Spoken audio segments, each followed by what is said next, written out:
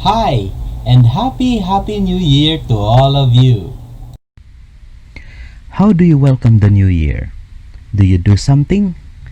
Let's take a look at a few practices on how people celebrate or prepare the new year. First, fireworks. Here in the Philippines, these are seldom done unlike before. It's dangerous. Just look at the sign of the vendor.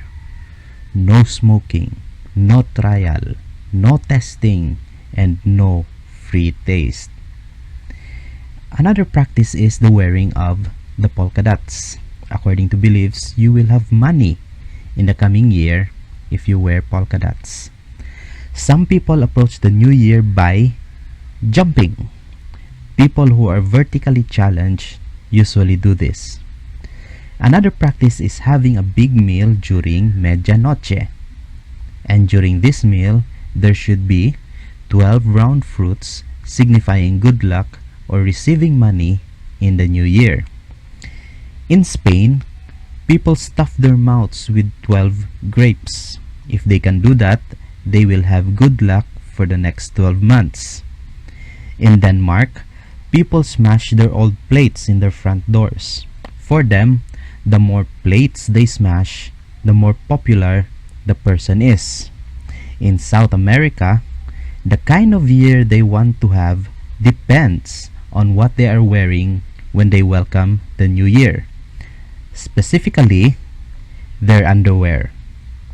A year of good health, a year of better luck, a year of luck in love, a year of romance and passion, a year of happiness, peace, and joy, or a year of prosperity depends on their underwear. One practice that is not any more unique in any culture or country is the making of resolutions. What's a resolution? A resolution is a firm decision to do or not to do something. A resolution is the action of solving a problem, dispute, or contentious matter. According to survey, the percent of people who usually make New Year's resolutions are 45%. Are you one of them? The top 10 resolutions people make are these. Maybe you have made some of them. According to the same survey, the percent of people who are successful in achieving their resolution is only 8%. Maybe this is why most people do not make resolutions anymore. Let me propose something. This idea is not something new. In fact, you can Google it and see for yourselves. Here's my proposal. Instead of a New Year's resolution, why not make a New Year's revolution? Let me repeat that. Instead of a New Year's resolution, why not make a New Year's revolution? What's the difference? Resolutions focus on outward behaviors. Revolutions rise up from the inside, causing real life radical change. Since here in the Philippines, Christmas season ends in January 6, so I will be using a Christmas story for my points. Our text is found in Matthew chapter 2 verses 13 to 15.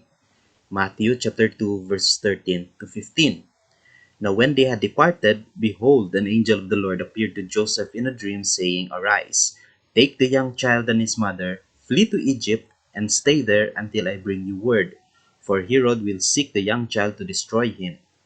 When he arose, he took the young child and his mother by night and departed for Egypt, and was there until the death of Herod, that it might be fulfilled which was spoken by the Lord through the prophet, saying, Out of Egypt I called my son. First, we need to have a revolution in our obedience. We need to have a revolution in our obedience. The angel commanded Joseph to arise in verse 13, and Joseph arose in verse 14. The word arose signifies quick action. That means Joseph had no second thoughts. He did not doubt. He did not question. He obeyed. Being obedient saved not only Joseph's life, but his family as well.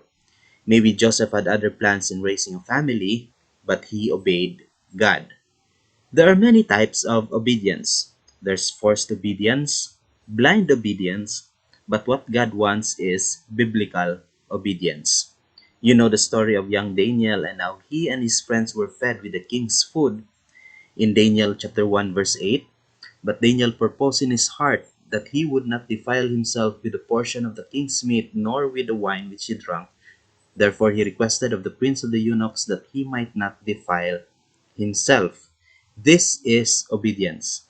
Even before the act, the heart has already decided. Even before the act, the heart has already decided. Next, we need to have a revolution in our openness. We need to have a revolution in our openness. Open to what? Number one, open to endure. For Joseph and his family, it was Herod. Herod was the opposition. Maybe Joseph was thinking that nothing bad could happen to them since Jesus is God's son. But Joseph still followed God's instructions. As students, your common oppositions are three P's. First is people. And sad to say, even people you love can be positions. The next P is problems. Yes, this is so true. And the third P, requirements. No, I'm just joking. It's actually requirements. But you have to be open to endure.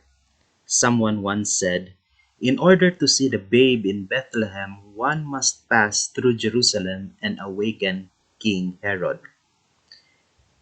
If you are willing, God can use your oppositions to bring you closer to Him.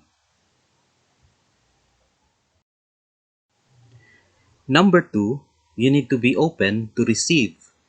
You need to be open to receive. Joseph could have said, I don't know anyone in Egypt. Or he could have said, I'll just go back to Nazareth. Or he could have said, I'll just hide here in Bethlehem. But he didn't. Students, you may be a genius, you may be super talented, but don't be so proud that you won't receive what God wants to give you. Remember, God's help is always available and has no expiry date. Let me repeat that.